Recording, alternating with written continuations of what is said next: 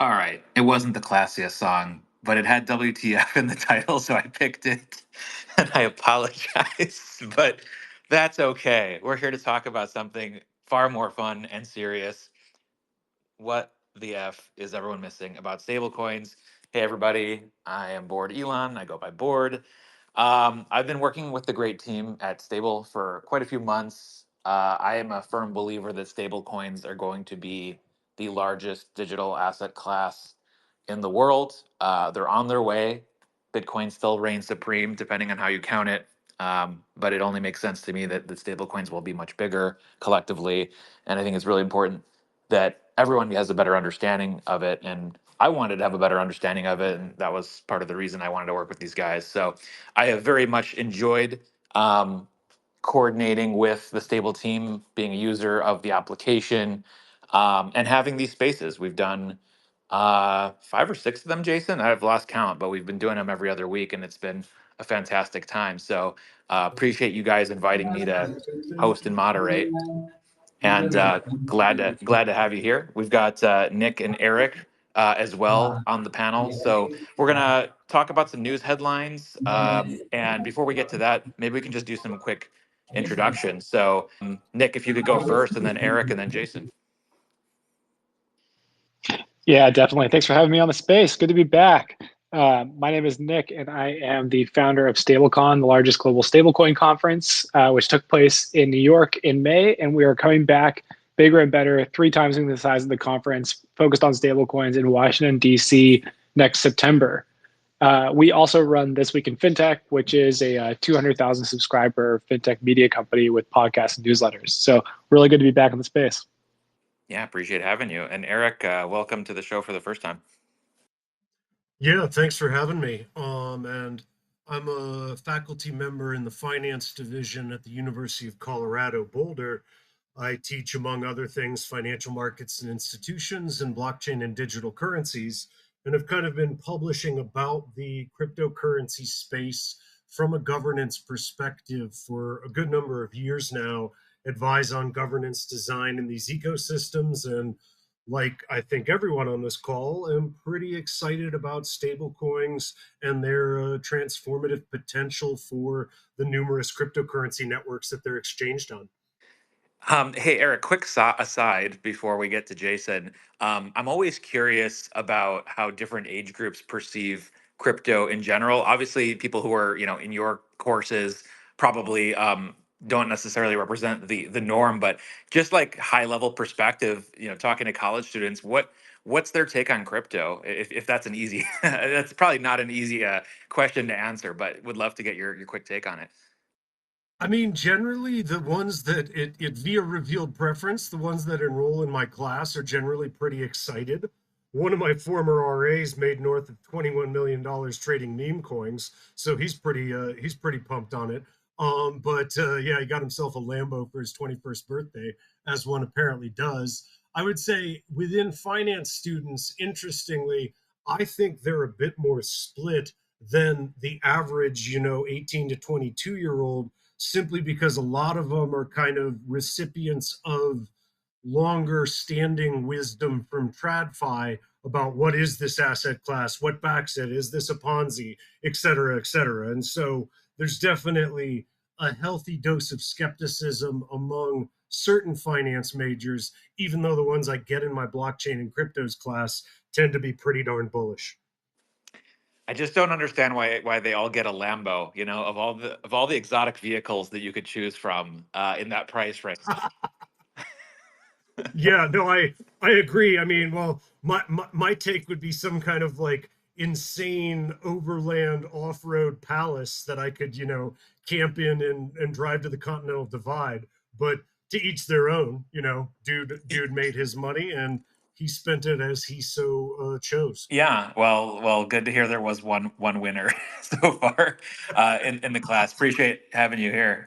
Yeah, Jason, for those who don't know you well, maybe you could do a quick intro, and if you could do the honors of doing a quick elevator pitch for Table as well. Sure. Thanks for having me on the show. Yeah, I'm one of the newer team members at Stable. I'm really sort of the COO, or acting kind of in the operational role, so not as technical as Ryan, or as well versed in the space as Fran, but kind of like you, that kind of puts me in a unique frame to really learn and understand the space at a deeper level. I have a background more in deep tech and operations, but I'm happy to sort of be a part of this stablecoin revolution and understand really more about what's going on in sort of the fintech emergence and fintech evolution overall. So Stable, for those that don't know, is a DEX that is optimized for stablecoin and RWA assets to really effective, better price discovery, lower cost overall. The platform is live. We've been live for a while, using Ethereum and also Polygon, and now moving into Base shortly. So we're really growing by leaps and bounds. New pools and pairs are emerging, and we're just excited to be a part of this and to really help educate people that this is a financial opportunity that now is democratized and permissionless, and now everyone can really participate in these markets that have been closed to more or less the big players for a very long period of time.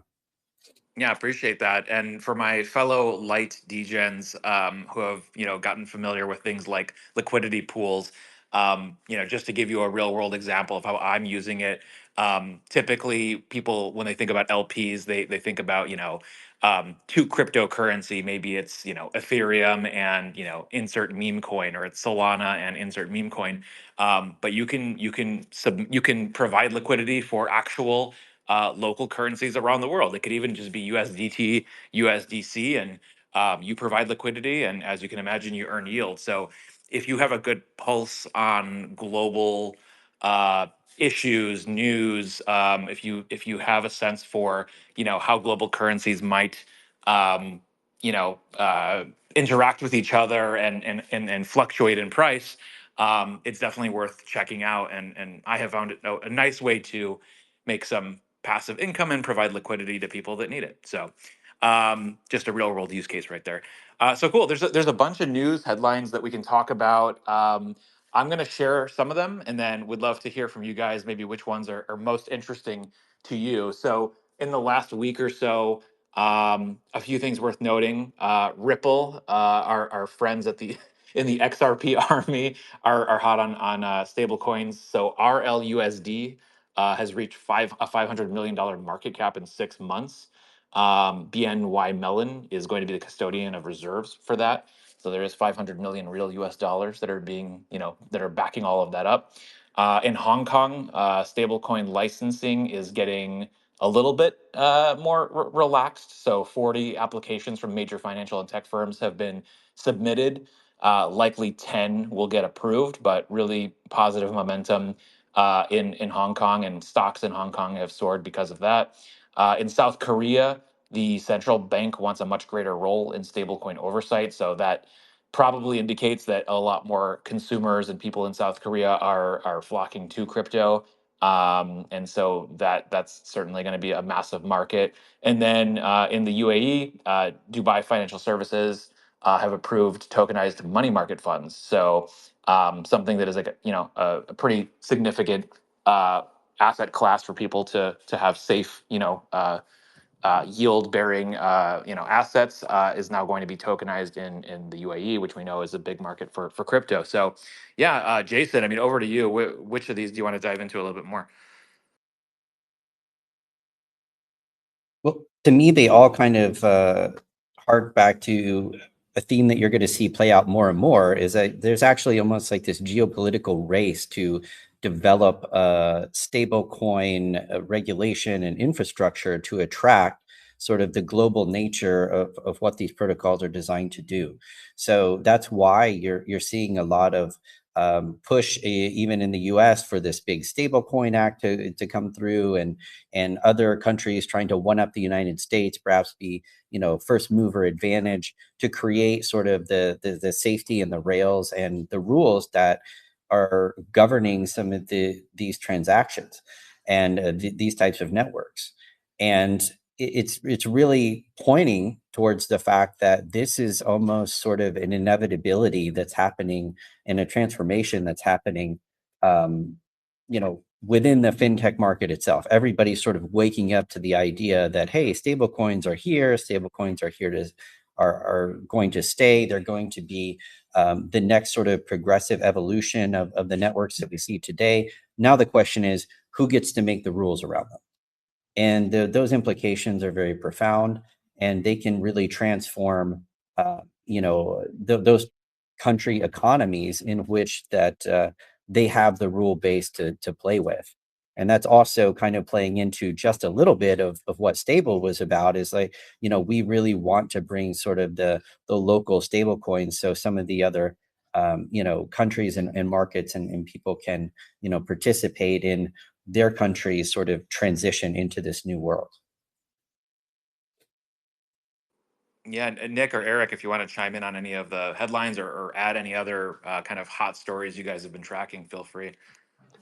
Yeah, I mean, I like your selection of headlines quite a bit. I'll add two. One that's from just a couple days ago in the Financial Times.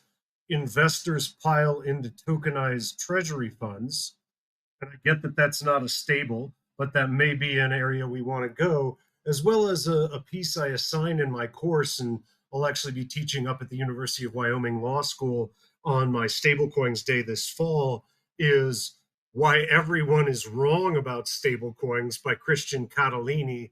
One of the, you know, he's now with Lightspark, but worked extensively with Meta on their Libra initiative, which I think was just, with the benefit of hindsight, it's like, gosh, they were just in the wrong political moment, but they were pretty far ahead of their time in terms of what they were trying to get at with the Libra token Diem, backed by a variety of currencies. And so one spicy take I have is stablecoins are likely one class, an early first mover class of a broader set of kind of tokenized exposure to different types of, you know, balance sheets and activities in financial instruments that we will see. And so I view this as kind of stablecoins as the tokenized equivalent of exposure to a narrow bank's balance sheet, including its governance choices. And so tokenized treasuries are just a different network traded product relative to what a stablecoin issuer is providing in practice. Yeah, to build on that, you know, I think Eric's really right to call out the growth in investor interest in tokenized funds as being, in fact, a stablecoin story, even though it's not on its face. There's this term in app design and web design, skeuomorphic, that you hear a lot. And skeuomorphic basically means that you're building something that looks like something else, or appeals to, you know, something that you know. And so in the early days of web design and development, you saw, you know, for instance, newspaper websites like the New York Times or the Washington Post that looked pretty much like the printed version of the newspaper. It was just an online version. And you saw this in a lot of apps too, where, you know, if you look at like Klinkle, one of the early Wad apps, they had what looked like a leather wallet and then what looked like an ATM for dispensing cash. And so in the V1 of products, you always get kind of a skeuomorphic product where you have an offline product or feature or item or experience. And then the digital version kind of looks like an online version of that. And I think right now we're in this skeuomorphic phase of stablecoins where a stablecoin pretty much looks like a digital dollar. It doesn't look very different sitting in your wallet than a dollar would in your bank account, or using Zelle or Venmo or Cash App. So I think some people look at the growth in stablecoins recently and say, so what? But if you look at the tokenization of real world assets, and, you know, Robinhood recently made a lot of announcements about tokenized stocks in this area that are starting to get some interest. I think stablecoins are going to stretch the definition of, you know, what money could be. And you have these purposes for it. You know, it's either a store of value or a medium of exchange. But, you know, those two things could be the same with the stablecoin. You could have a medium of exchange that's also accruing interest in real time anywhere it sits. So your money isn't just used to pay for stuff, but it also always generates yield. And it could be invested in underlying tokenized assets that can be treasuries or money market funds, but don't necessarily have to be. And so the yield can be variable. Also, you can have a tokenized asset that is a stock or a fixed income asset or a corporate bond or a muni bond or a government asset. And that doesn't necessarily need to be just an investment asset. You can use it to provide collateral against a DeFi lending contract and lend to yourself. You could also just use it as a medium of exchange. So a tokenized stock can also be something that you use to pay for a coffee or pay the down payment on a mortgage without needing to go through the process of, okay, I'm going to sell the stock, I'm going to cash out, then I'm going to have dollars, then I'm going to transfer it to the account that I'm going to use to secure the mortgage. It all becomes a lot more fungible once it's digital. And I think we're just kind of like at the very early, like skeuomorphic phase where a tokenized stock looks like a stock, a stablecoin looks like a digital dollar. But once these things become interoperable, it's a lot more interesting. And then all of a sudden, in real world assets or tokenized assets, you have something you're holding on to, which is a fraction of your stock holdings plus a fraction of your home equity plus a fraction of, a watch or a piece of art that you own. And you can use that, as collateral or as a form of payment or as escrow. And you can start to blend, the store of value and the medium of exchange functions of money. And this is only possible with digital money. And so that's something that I'm pretty excited about. I'm glad that Eric brought it up. Yeah, I mean, just to give another real world example, I hold about 10 or 15% of my funds in Charles Schwab in treasuries. And, I'm debating if I want to even decrease that because who knows how valuable those dollars will be. But I sold a chunk of my treasuries yesterday, and then the cash in my Schwab account didn't appear until the next day. Right. And it's not like, days or weeks, but it was, let's just say 12 hours. And so based on what you guys are saying, in theory, that should be something that settles in 5 minutes or less. It shouldn't be something where I have to wait a day. Because what if I had bills to pay yesterday and that money wasn't settled? Kind of annoying, right? So this is just like one of like probably 1,000 examples that people can start to really understand the value of tokenizing these items instead of having to use clunky databases. But shout out to Schwab; they're a pretty good bank for a bank. Yeah, Jason, go to you. Yeah, and to you, it's like 12 hours. That could seem like an eternity, right? Because we know that, in a high frequency trading world and AI driven bot world, that a lot of things can happen in 12 hours. But imagine this, that you're a merchant, say on a small country or an island like I'm at in Roatan, and somebody pays you in PayPal, and then you have to wait 60 to 90 days to get your money if they release it to you.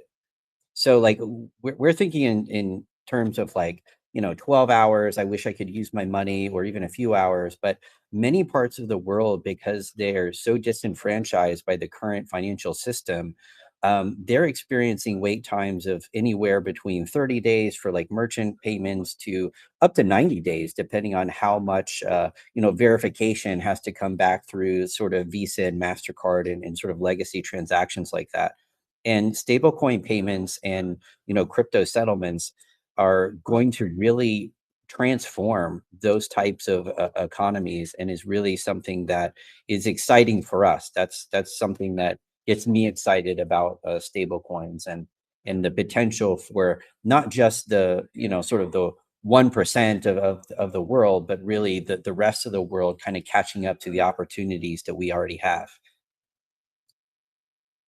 Yeah, Eric, go for it. Yeah, and I'll hard co-sign on the convenience of quick settlement times, as well as just frankly the certainty of those settlement times. I share Jason's frustrations with PayPal.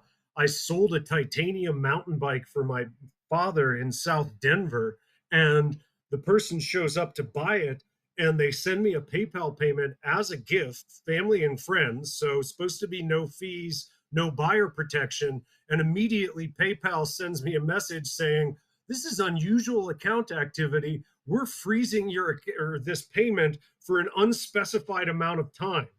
And I'm standing there with this titanium mountain bike in one hand, my phone in the other hand, being like, I don't exactly want to let this person I've never met walk with the ability to revert this payment on me. And, they gave me their business card, let me take a photo of their driver's license. It was like they hard doxed themselves in order to make me comfortable enough. And I still was, nervous for the over 3 weeks that PayPal held the $7,000 that this person was going to flip on me, even though they were an established realtor in Colorado Springs. But that's, finality, settlement time. These are huge benefits, and I think it's correct to identify them. But I do think that another major benefit is a diversified financial portfolio is, in a sense, by construction, well hedged. And so I view the emergence of stable coins as kind of the need for, both in terms of on ramps and off ramps that were, viable and legible to the different, exchanges and banks. Boy, I like my, fee-free USDC off ramp on Coinbase when someone compensates me in crypto. But the I think there's still a bit of a narrow hedge. And when I met Jason, I actually gave a talk on DeFi, and I not surprisingly lapsed into a discussion of stablecoins. I said, how many of you would like to put your value in a stablecoin that's 80% backed? And everyone was like, ooh, scary. No, I don't want that. I don't want that at all. The good model is 100% backed in highly liquid dollar equivalents, cash, treasuries, and money markets being the traditional flex. But then I immediately followed up and said, how many of you would use such a stable coin if it was clearly, incredibly 80% backed, if it meant fee-free switching between all major crypto networks? So you could just hop into a stable on any from that same issuer on any network that you chose. Would you be more interested? And a lot of people were like, actually, that sounds amazing.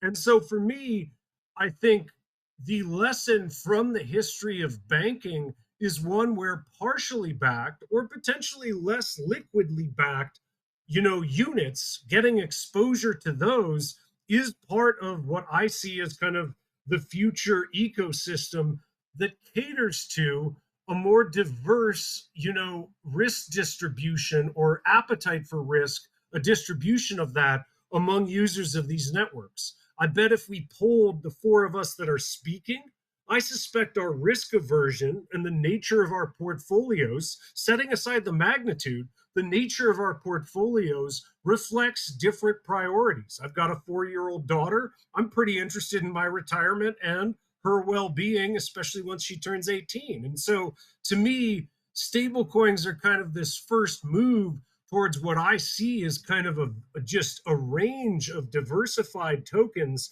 that enable exposure to many things that aren't native to a particular network. That's why I call them network traded funds and network traded products. And we're already going to see one of the first, stable coins that satisfies a fund definition, which is I was reading about a group of banks that wants to syndicate the issuance of a single stable coin, but you're getting exposure to the custodial practices of 10 different major banks. To me, that could be desirable, especially, if we're learning the lessons of US dollar coin with Silicon Valley Bank, you certainly don't want all your custodial eggs in one basket for the good of your, the stability of your peg, so to speak. And so for me, I think it's natural, and this will be a tightly regulated asset class. So the other things I'm talking about may not be able to be called stable coins per se, but chances are I'd use an 80% backed token for fee-free switching in a stable value sense between networks, to give but one among many, many, many examples. Great point. And a follow up for everyone. So I think trust is a word that's really important when it comes to stablecoins. One is trust that the stablecoins are backed by real money, and we can talk about that. And then the other part, which I think you guys have all alluded to, is trust amongst people transacting, right? So the person buying and selling the bike, the person paying their employee, that sort of thing. And part of the reason that PayPal and these other traditional, money transfer applications freeze accounts, pause payments, that sort of thing is because of fraud. Um, how do we feel about stable coins and that problem? Because that's a hard problem, and I think that a lot of these kind of Web 2 companies have taken a pretty draconian approach to it because there's a lot of fraud. How can the stable coin technology help with that? So Jason, why don't you go for it? I can't really offer a lot of solutions, but I can offer a recent headline about 42 million being drained from a DEX. And so you're also, when you're using these types of platforms, when you're using these types of technologies, what you also have to realize is there's a technical risk associated with the platforms themselves. Is the smart contracts that are governing well constructed? Are there exploits? Are there funds set aside in case a hack were to occur? If a hack does occur on, say, an exchange, what is your expectation of being compensated for the losses? I think everybody, can kind of see like that the house of cards from, say, an FTX or a Sam Bankman type of failure. That was just one, but it's really following along a history throughout crypto's evolution, starting with Mt. Gox and then the famous DAO hack, which I know that Eric can talk about extensively about the implications from that. And that's something that, as far as I know, everyone is still wrestling with and providing different solutions to over time. So this actually becomes like one of the consumer buying decisions or choices that we have to make as to like what stable coins are we using and why are we using them, what exchanges are we using, how serious are we about the wallet software that we choose, the phone that it's on. There's a lot of dependencies when it comes to that. Oftentimes, when we pull out our plastic MasterCard or Visa, we're not really thinking. We're thinking, oh, if somebody takes my Visa or MasterCard and there's an illegitimate charge, like, yes, it sucks, but the bank's probably going to reverse that charge. Or, 60 to 90 days later, there's going to be some sort of restitution available.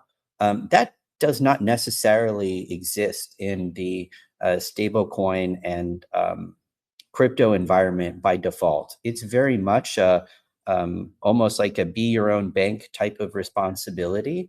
And it's difficult to describe to people and new users the implications of the technology that they are using, in that they have to take personal responsibility for these things.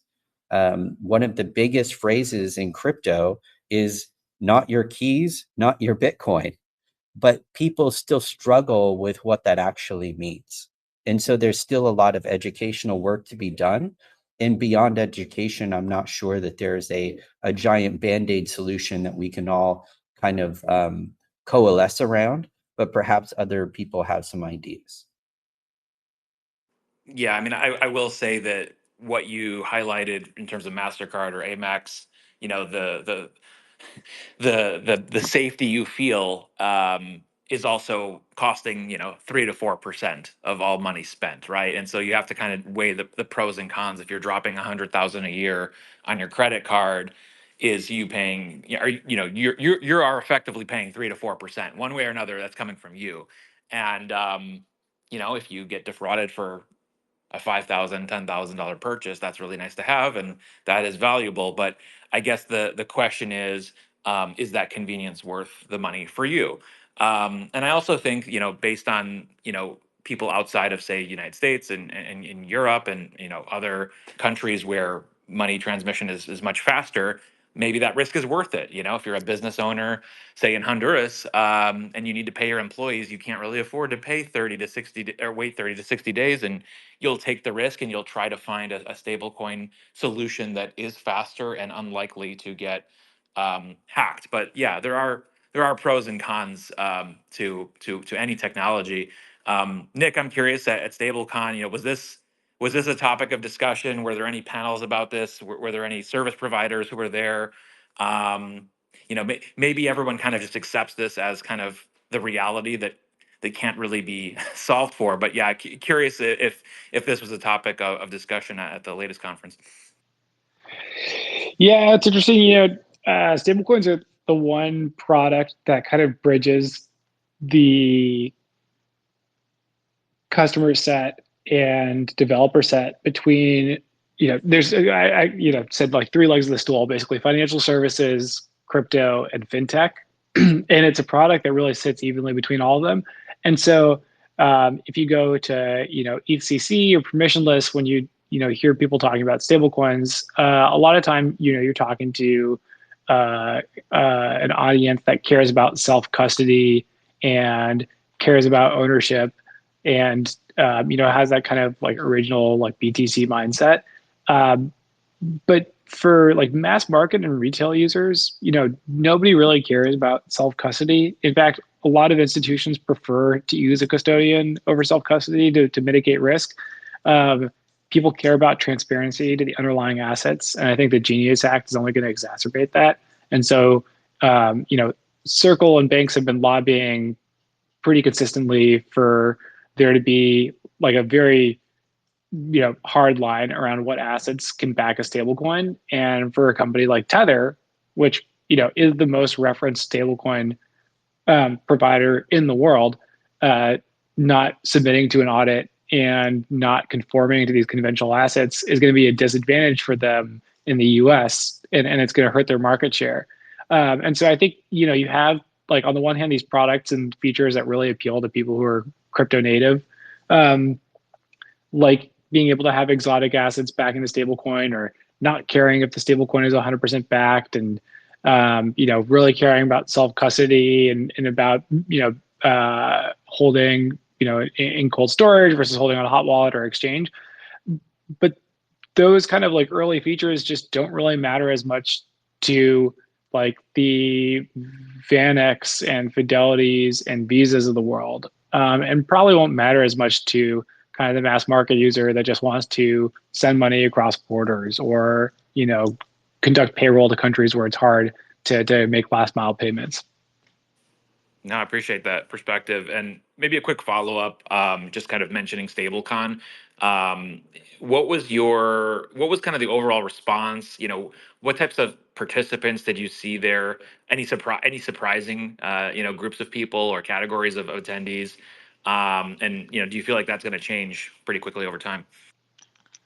I mean, it was wild if you think about where we were at the end of May versus even 6 months before. I mean, not to mention a year ago. Somebody was keeping track of the names they saw on badges there who was an attendee, and he tweeted it out afterwards. And we had not just Visa and MasterCard and JP Morgan and Citibank in the room, but Apple was sending people there. Uber was sending people there. You have Shopify was sending people there. Amazon was sending people there. You have scaled platforms that are saying, okay, this is really interesting technology. We're finally in a regulatory environment where it looks like we're all going to be able to use this for payments, or for yield, or for digital wallets, or for anything else. Let's start taking a look at it. And, even 6 months before, that would never have happened. And the news cycle has just been so crazy for us. Ripple launched their stablecoin a week before. Circle went public a week after. Now Circle is registering a trust charter. Ripple's looking into a trust charter, and so it's just moving so quickly right now that by this time next year, I think it's going to make this look quaint. But it's just like every single week, it looks like there's a big institution that's moving into the space. I'm glad to hear it. I hope to attend the next one. So yeah, glad to hear it's getting bigger. We gotta have you there. Maybe we'll do one of these live, and I'll wear like a weird mask to protect my identity. Eric, I wanted to go to you, and maybe this is a topic that you've discussed in your courses. Decentralized governance, right? So when we think about banks, when we think about money, usually it's very centralized, it's tightly controlled. Do you see more value in a stablecoin that's governed by a decentralized entity? Let's just say, like, if anyone's heard of a DAO, where you've got people who can vote and use tokens to make decisions. as opposed to something like USDC, where it's very clearly, super centralized, and one corporation and a leadership team makes the big decision. Yeah, and I given my econ training, I tend to view things through the lens of trade-offs. And so to me, there are benefits to decentralized governance, including, kind of the transparency, the auditability, the tamper-proof nature of, many things that are deployed on a blockchain network, including if you have on-chain, collateral, like, the DAI MakerDAO style models that are much more transparent about their backing. I think there are huge benefits to that, but there there are also costs, and it strikes me as, the one of the quintessential trade-offs is, you can, in a centralized entity, you can move quickly. One person makes a decision if they have that executive authority, and they can, effectively respond to an unforeseen circumstance. And so to me, governance fundamentally involves making decisions for a particular joint productive context that is, that it varies depending on the nature of the context, what kind of decisions you'll need to make. I don't think we've seen, other than, the Terra Luna debacle, um a sustained run on a centrally backed stablecoin. And to me, that would be a fascinating test. And make no mistake, I suspect at some point it's coming, given the proliferation of interest in stablecoins. That's probably the whole reason we're having this call right now. It, to me, not all of them are going to be perfectly devised. And so it's, to me, a big question as to the extent to which consumers want to do their own due diligence. So this absolutely gets back to the discussion we were just having about, do people want to manage their own keys? I'd like to live in a world where people do exercise that level of diligence regarding, any of their financial investments. But I teach financial markets and institutions, which is fundamentally about the regulation of these markets. And I've got to at least recognize that some folks are not especially motivated to do the due diligence. The example I use to emphasize to my students is all the way back in one of the first capital markets in existence in the United Kingdom. During the first major bubble, people were selling stocks in a project, the essence of which was so secret they couldn't tell anyone a single detail about it. And the punchline is, people bought those securities in what was, to me, somewhat screamingly, obviously, a fraudulent financial vehicle. And so the real problem, though, is this is endogenous to the regulatory environment. What do I mean with that fancy word? People's complacency today is in part a function of regulatory choices in the past. And so personally, I'm very concerned from a market discipline perspective about the intervention to rescue Silicon Valley Bank's commercial depositors above the FDIC's insured limit. For those of you not familiar, prior to the Silicon Valley Bank intervention, the understanding was, if I have deposits below X amount, I think it was 250K, don't quote me on that, I'm insured by the federal government. The rationale being, ordinary depositors don't have the sophistication to do due diligence on banks' balance sheets, so the government should have their back, and this creates a more stable depository system, while the commercial depositors, those with millions, if not tens, in some instances hundreds of millions, with a particular depository institution, their incentives are extremely well aligned to monitor the choices of a particular bank. Doesn't seem like they were doing that effective of due diligence with Silicon Valley Bank, because Silicon Valley Bank had long treasuries that were, if you mark them to market, meant their balance sheet looked more than a little bit red from the perspective of their depositors. And the issue was, we made whole through the FDIC insured and what were technically called uninsured depositors alike. If you're a commercial depositor today, are your incentives to monitor stronger or weaker if you know there's now precedent for the government to rescue quote unquote uninsured depositors. And so for me, a concern I have is you only get market discipline if market participants don't believe the government will have their back if something goes wrong. And so I think we will see stablecoin failures. And I do think that some measure of decentralized governance, provided it's transparent, could prove to be popular with investors in these ecosystems. And, those who are not especially in love with exactly how the Stablecoin Act before Congress gets hammered out. Because by one read, I think they want licensed entities in the United States because boy, do they want a freeze function for the DPRKs and the Iranian, Revolutionary Guards of the world. And some people might prefer to use a completely different system. And I haven't even got started on algorithmic stablecoins yet, but I see Jason has his hand up, and I've talked more than enough.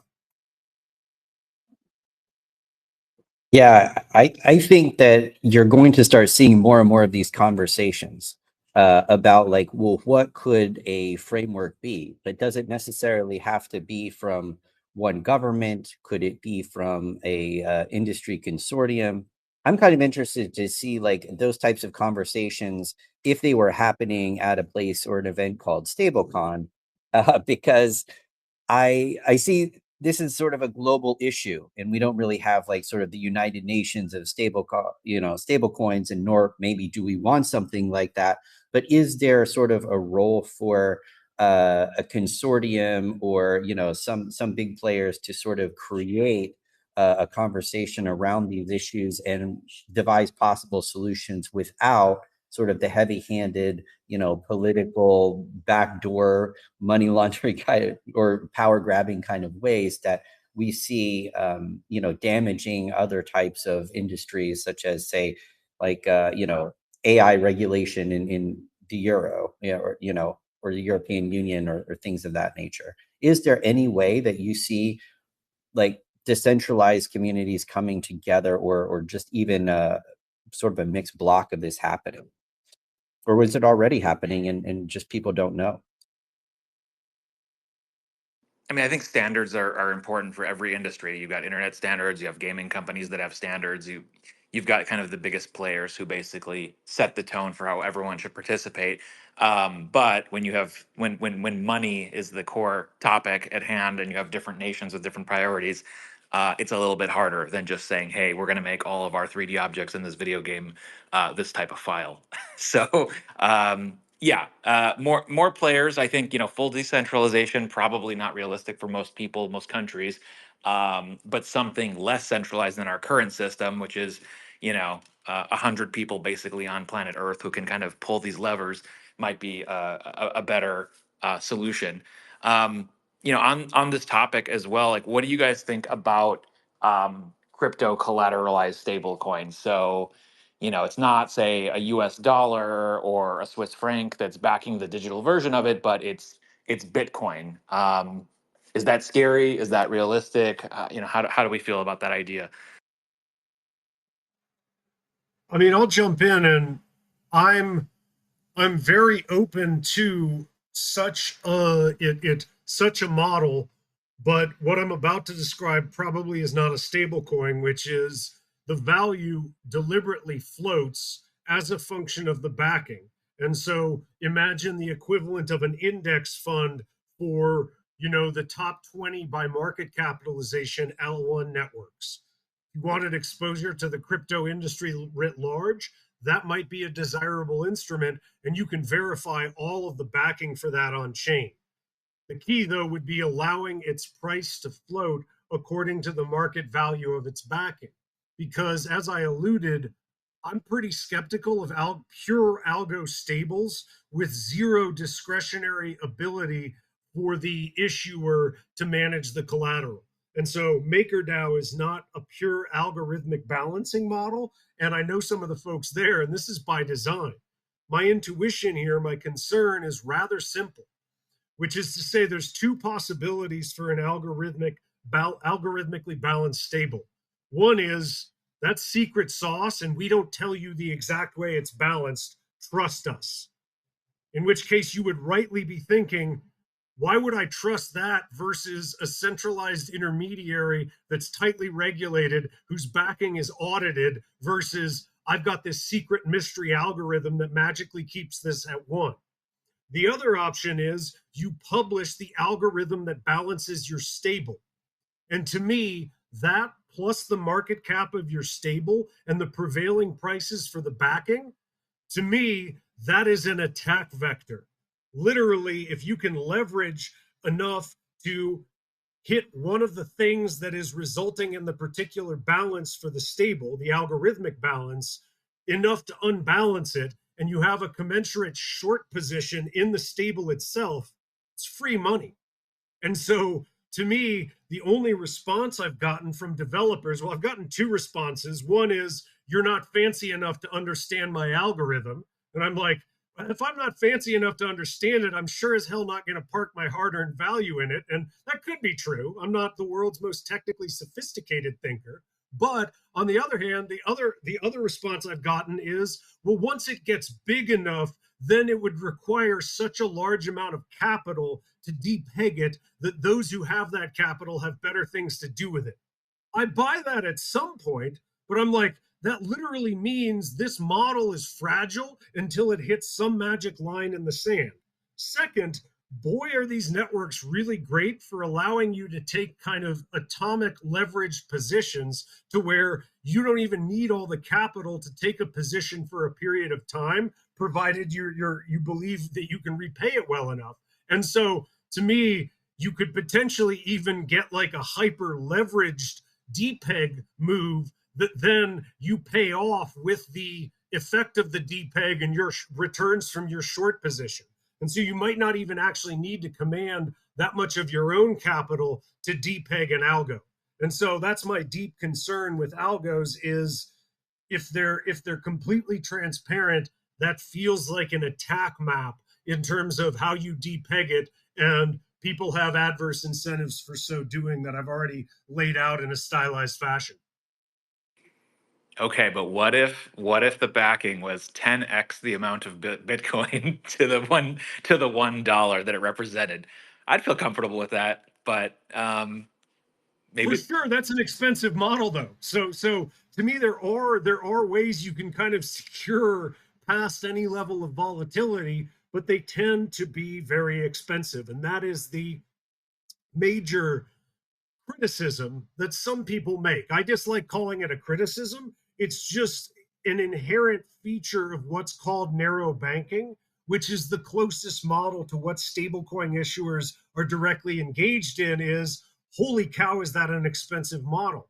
A friend of mine who is the former chief economist at the Office of the Comptroller of the Currency has a great piece that just has it in the title, Fractional Reserve Stablecoin Banking. He thinks that model has a lot of value just based on the history of banks, which is, we've learned a long time ago that if your depositors don't need all of their deposits at once, you can do lucrative things with those deposits that enable you to pay off your, provide deposit services for free and make a healthy profit. And again, I'm not saying therefore all stablecoins should go in that direction. I just am predicting it is a direction some tokenized issuers, whether you want to call them stablecoins of what they're issuing, whether you want to call that a stablecoin, some of those token issuers will probably move away from a one-to-one peg because that is an expensive model. Very secure though. Yeah, makes sense. I appreciate that take. And quick plug for the next space we're going to do. We're going to talk a little bit more in depth on chain proof of reserves with the network firm. So if this particular slice of the conversation was interesting, we'll go even deeper then. Yeah, Jason, over to you. Yeah, one of the comments on the space is who's going to create the first meme stable token. So that's kind of an interesting idea. Like, what idea could be so powerful? Not only is it tied to a value, it's tied to some sort of stable value. And I think that sort of also ties to the underlying like answer to the question. It's like, we don't know, but the market is going to sort it out. There's going to be a lot of attempts via algorithmic vectors and evolutions on, like maybe over collateralization, all kinds of weird things to tie together baskets. And you're just going to see the space like mushroom over time with a lot of different ideas that have to be tested and sorted out by the market itself. We just are so early that there's not really a lot of things to choose from just yet. But I think that Nick can probably say like, hey, he's starting to see like all these different coins emerge, and we're seeing all the major players, jump in, everybody from Walmart to Amazon to all these other people trying to issue stable coins. So we're in the very sort of primordial soup of stable coins. Yeah, I mean, it's going to be a big power struggle over the next couple of years. You have really cool projects like M0, which are trying to build truly decentralized and algorithmic, but not under collateralized algorithmic stables.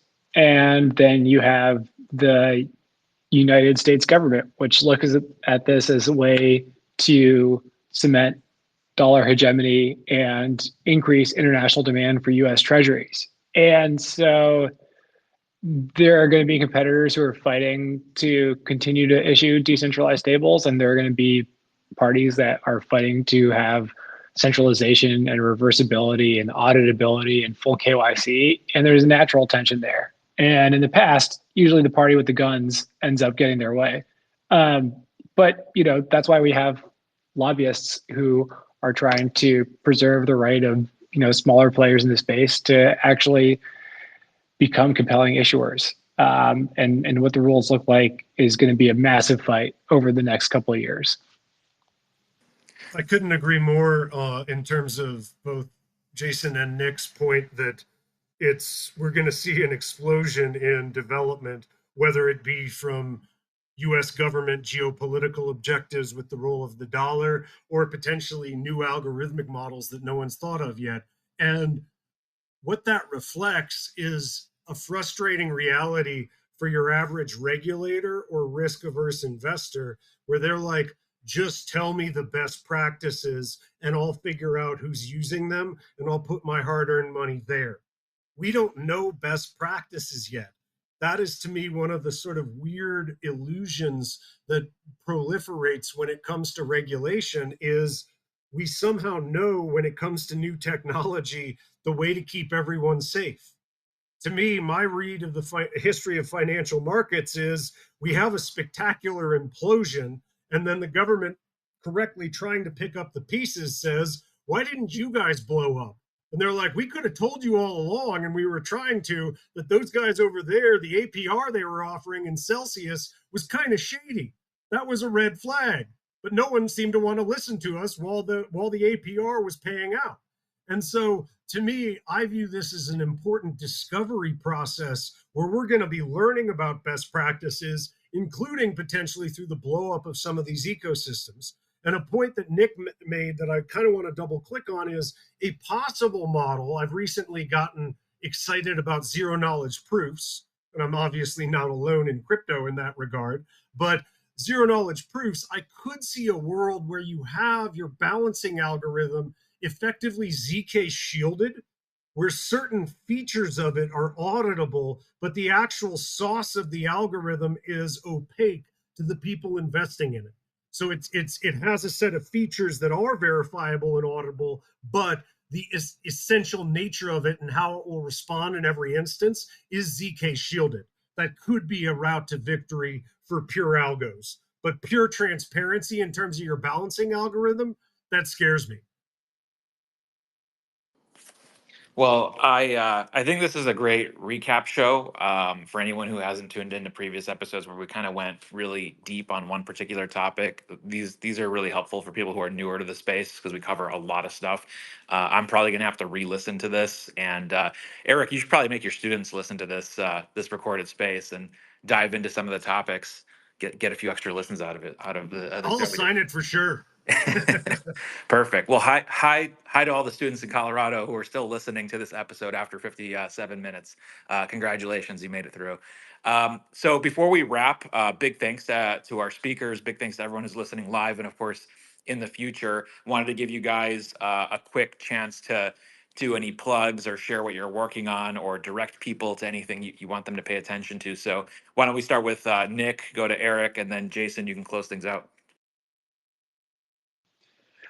Yeah, thanks so much. Coming back for Stablecon 2026 in September in DC. Have a couple other fun launches between now and then, including a Stablecoin podcast that's about to come out, and have maybe our first international conference that's going to be coming up too even sooner. So we'll be back in touch and hopefully see all of you in person soon. Awesome. And yeah, I would say, in terms of less academically focused output, Twitter's a great place to find me. A podcast I was recorded on called Governance Futures is releasing tomorrow, the first episode, and they chose to feature me for reasons that aren't clear to me, but I'm flattered. And in terms of research, I would say often I think the general benefits of coordination using distributed network architectures are lost on those who aren't in crypto. And one idea I've been really excited about is that of automated penalties on staked blockchain networks, aligning multi-agent incentives when people are deploying AI agents to invest on their behalf, to tweet on their behalf, etc.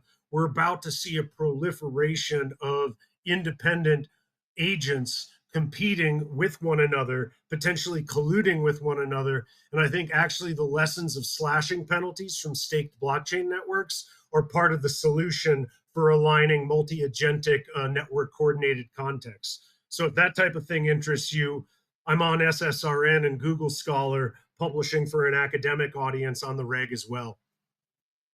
Yeah, I think that can be an entire episode that we do in the future. So appreciate that, and definitely will give your podcast a listen.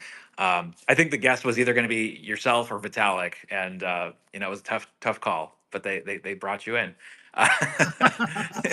But Probably they couldn't get Vitalik. he was busy in France. But appreciate having you here, and thanks for all the great perspective. Jason, yeah, I would love to have you close out and give Stable a plug one more time. Oh yeah, thanks.